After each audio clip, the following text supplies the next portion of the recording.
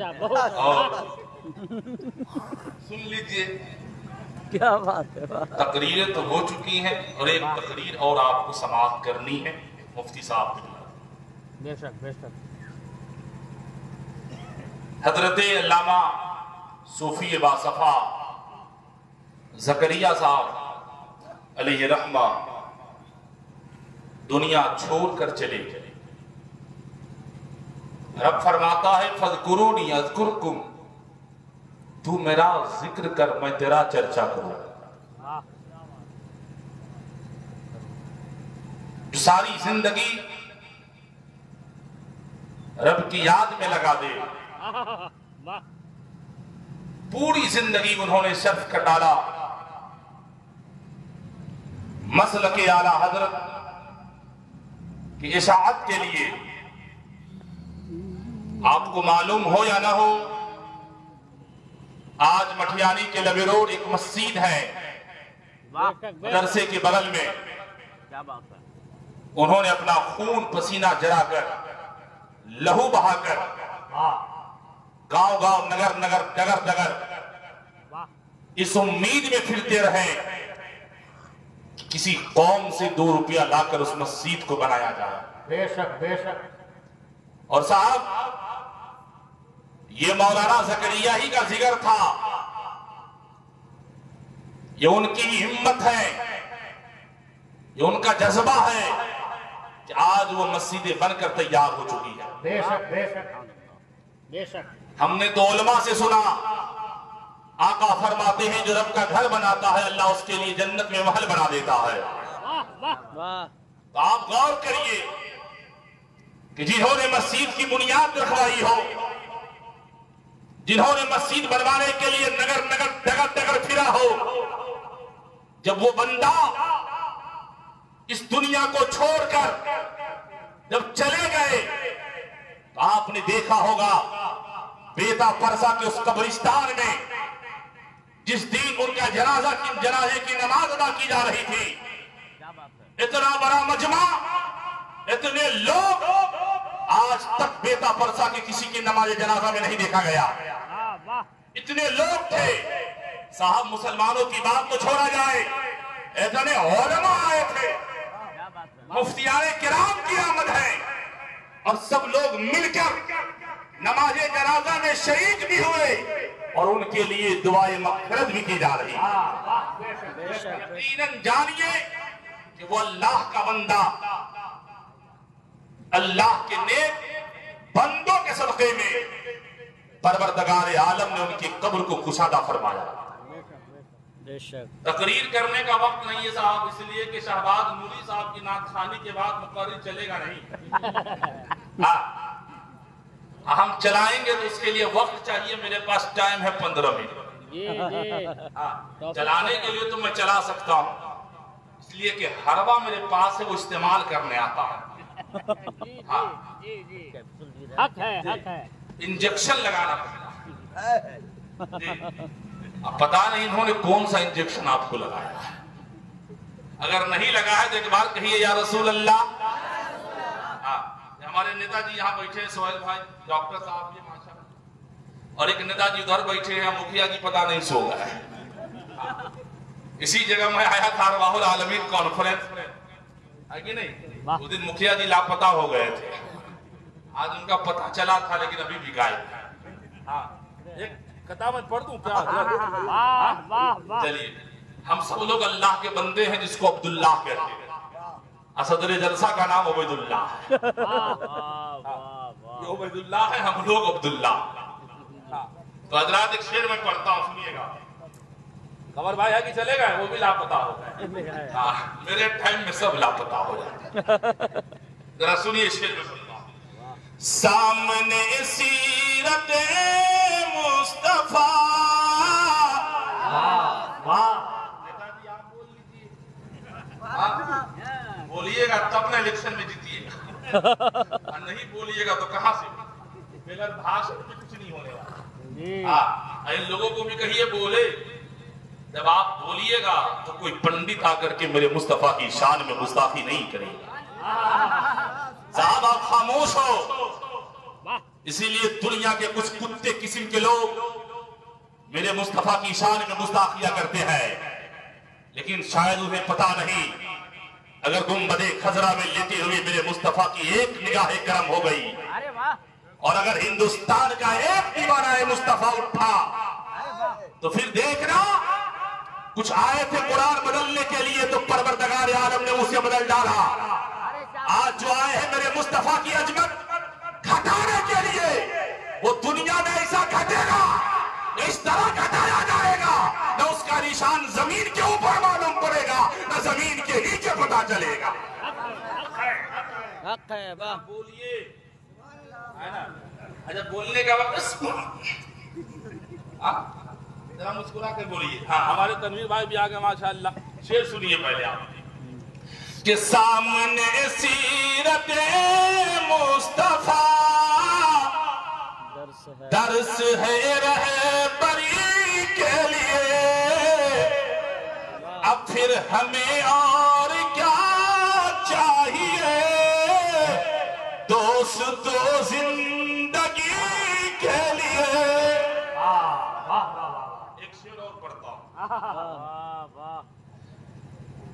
हाथ आने को कुछ भी नहीं, बस मिलेगी तो 2 गज जमीन। हाथ आने को कुछ भी नहीं, बस मिलेगी तो 2 गज जमीन। अजान फिर क्यों परेशान है, आदमी आदमी के लिए। जिंदाबाद, जिंदाबाद। अब ऐसे ही कीजिए बस, 10 से बढ़ के मत आइएगा। ये कारी साहब है, एक शहबाज भाई की आदत है, जितना नेपाली पढ़ रखी होगा सब, अब बाकी नीचे रखिए। अच्छा, रहने दीजिए शेर शायरी बात। अगर आप गौसे आजम का भी मुबारक महीना चले, मरना है किसी को ऐसा, मौत की तैयारी की, क्या समझ रहा है? मरना हर किसी को, वाह, मौत की तैयारी करें। लेकिन आज हमारी कौम बद से बदतर हालत में पहुंच चुकी है। अभी गैर मुस्लिमों का मेला त्योहार चल रहा है, तो कौम मुस्लिम का बच्चा ड्रामा देखने के लिए उसकी महफिलों में चला जाता। नौजवानों की बात तो रहने दो साहब, आज हमारी कौम की बेटियां भी उनके मेलों में जाती हैं। क्या तालीम दिया हमने अपने घर के बच्चों को, क्या सिखाया है हमने अपने खातून इस्लाम को। हमारी घर के औरतें निकल निकल कर घर से बाहर जाती हैं। साहब, हमें और आपको पता और मालूम होना चाहिए कि परवरदिगार आलम की अहम इबादत नमाज है, और नमाज पढ़ने का हुक्म भी औरत के लिए घर के अंदर है, और घर के अंदर वाले कमरे में जाकर नमाज पढ़े, ये हुक्म दिया गया। लेकिन आज हमारी कौम की बेटियां मेले और ठेलों में जाती हैं, और हम फख्र से महसूस करते हैं कि हमारी घर की बेटियां मेला घूमने जा रही हैं।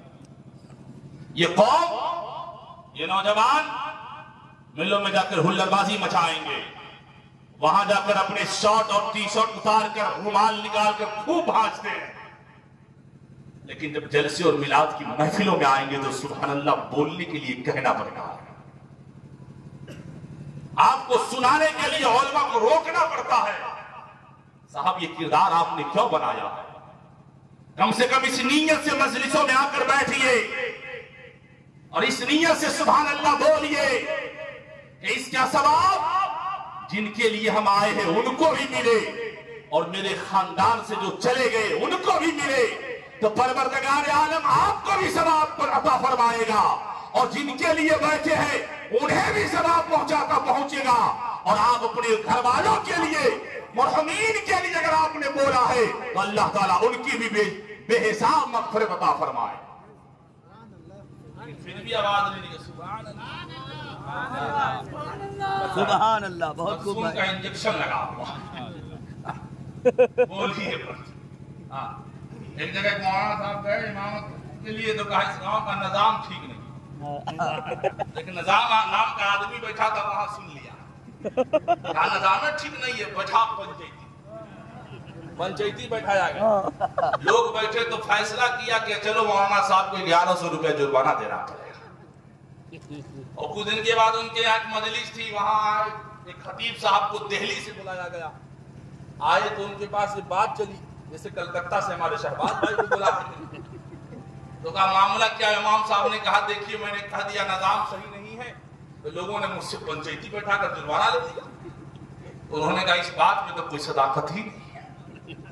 कुछ औरतें सुन ली तो हंगामा मचा दी। देखिए वो इमाम साहब कह रहे थे निजाम से नहीं जीता, तो एक खतीब साहब आकर के सदाकत पर रख गया, सदाकत से लड़ेगा, है कि नहीं? वो खतीब साहब ने भी पंचायती बैठाया, मीटिंग हुई, कहा 500 रुपया जुर्माना दिया जाए। खतीब साहब ने बेग उठाया, कहा यहाँ नहीं रहना, इसलिए कि हर जुमले पे यहाँ जुर्माना। हाँ चल, तो साहब ऐसा नहीं हो, कम से कम आप बोलिए सुभान अल्लाह। और से आजम की बारगाह में एक वाकया बोल के मैं तभी खत्म कर दूं। सुभान अल्लाह, बहुत है कि नहीं? जी जी, हाँ खत्म कर देते हैं, फिर कभी तकरीर करेंगे। हाँ एक वाकया सुनिए। सरकार गौसे आजम की बारगाह में एक अल्लाह का एक चोर आया मुरीद होने के लिए। वाह, कौन आया? चोर। अरे बोला ना भाई, आप लोग ऐसे बोल रहे हैं लगता है अभी चोर है। बताइए, गौसे आजम की बारगाह में एक चोर आया, हुजूर मुझे मुरीद होना। तो कहा ठीक है, हाथ लाओ बढ़ाओ आगे। तो कहा मेरी 2 शर्त। कहा क्या शर्त है? कहा कि हुजूर मैं नमाज नहीं पढ़ता, अब पढ़ूंगा भी नहीं, और दूसरी ये शर्त है कि मैं चोर हूं, चोरी करना बंद नहीं करूंगा। गौसे आजम सरकार कहते हैं कि चोर चोरी करना नहीं छोड़ेगा, मुझसे मुरीद होगा, नमाज नहीं पढ़ेगा, मुझसे मुरीद होगा। कहा तुमको मैं मुरीद नहीं करूंगा। तो कहा मैं मुरीद होने आया हूं, बगैर मुरीद हुए घर जाऊंगा नहीं, मुरीद तो होके ही रहूंगा। गौसे आजम कुछ देर के लिए आंख बंद किए, बंद करने के बाद कहा अच्छा ठीक है, तुम्हारी 2 शर्तें कबूल नहीं है, रख दो एक तरफ, मेरी एक बात तुम मान लो। चोर खुश हुआ, कहा हुजूर मेरी 2 बात को रहने दीजिए, हम आपकी 1000 बात मानने को तैयार। गौसे आजम फरमा दे एक ही बात मान। कहा जाए? कहा जब जब अजान का वक्त हो तो अजान दे देना। वाह। कहा हुजूर मंजूर है। मुरीद हुआ, घर गया। चोर था, घर जैसे ही गया तो जैसे ही जोहर का वक्त आया अजान दिया, असर में अजान, मगरिब में अजान। घर के अंदर उनकी हमशीरा शरीके हयात की बीवी देख के परेशान, भाई को हो क्या गया है, ले दे के अजान दे रहा। जब देखो अजान, एक दिन पूछने कहने लगी कि अजान तो देते हो लेकिन नमाज काहे नहीं पढ़ते? तो कहा कॉम्प्रोमाइज हुआ है,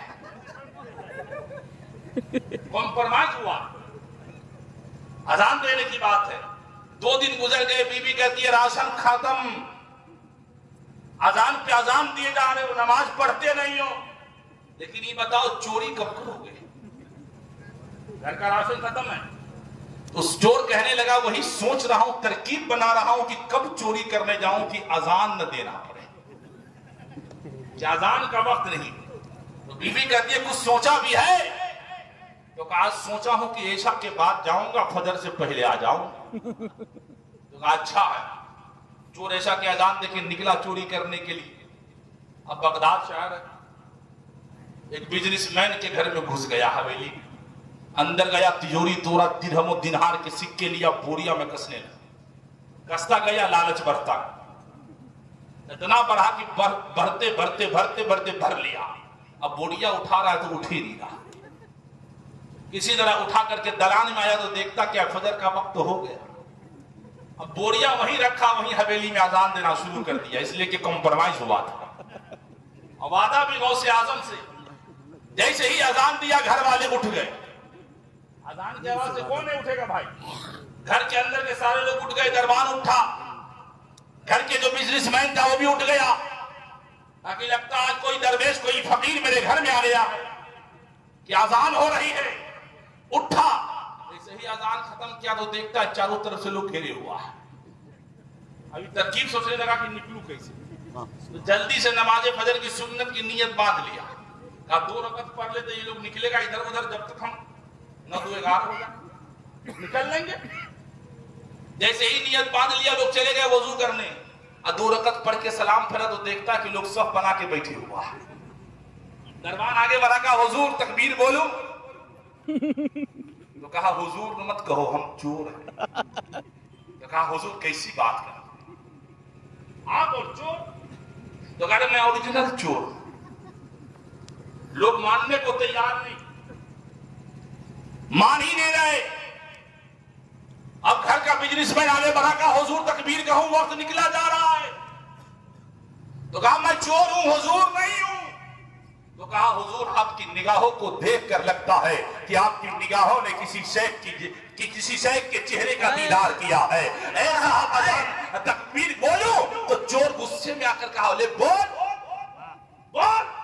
तकबीर बोला गया, इमामत करना शुरू कर दिया। जैसे ही 2 रकात नमाज फजर अदा करवाई, पढ़ाया, इमामत कर ली, सलातो सलाम पढ़ा, और सरकार गौसे आजम अपनी मस्जिद से निकलकर मदरसा कादरिया शेखपुरा में है। जैसे ही गौसे आजम अपने मदरसे में बैठे और कहते जा रहे, फंस गया फंस गया फंस गया। मुरीदों ने कहा हुजूर कौन फंस गया? हाँ वही चोर फंस गया। वो 2 शर्त लेके आया था, उसकी शर्त उधर पड़ी है, मेरी एक मान के फंस गया। तो कहा हुजूर निकाल लीजिए। कहा निकलेगा लेकिन फंस गया। अब जैसे ही एक चोर सलाम फेरा तो लोग उसके हाथ पैर चूमने लगे। कोई मुसाफा कर रहा, कोई पैर चूम रहा, कोई हाथ चूम रहा। अब चोर की बातों दिमाग में एक ख्याल आया, आजान देते देते अब मैं सरकार गौसे आजम के मदरसे की तरफ अपने चेहरे को किया और हाथ उठाया, कहा मान गया गौसे आजम, मान गया मान गया गौसे आजम, मान गया। अरे एक वक्त की नमाज हमने अदा की है तो एक घर के लोग मेरा एहतराम करने लगे हैं, और अगर 5 वक्त की नमाजें अदा करने लगूं तो सारा का सारा शहर मेरा एहतराम करने लगेगा। अभी तो किसी ने कहा था निगाह वली में ये तासीर देखी, बदलती हजारों की तकदीर। अलैना इल्लल बलाग।